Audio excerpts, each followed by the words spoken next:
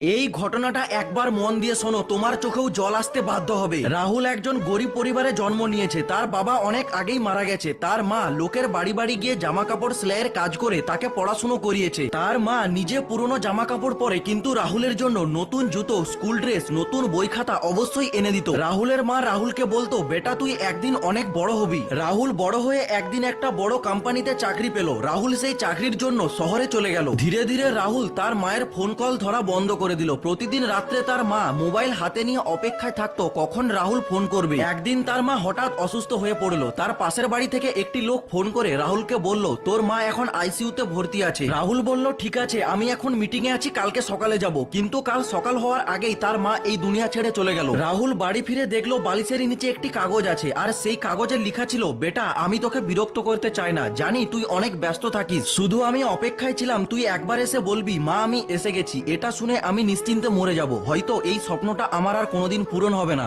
রাহুল তখন কাঁদতে লাগলো, কিন্তু রাহুল অনেক দেরি করে ফেলেছিল। তখন রাহুলের কাছে সবকিছুই ছিল, টাকা পয়সা, নাম যশ, কিন্তু ছিল না তার মা। বন্ধুরা, সেলিব্রিটিদেরকে তো সবাই লাইক করে, আজকে দেখা যাক মায়ের জন্য এই ভিডিওটা কজন লাইক করে।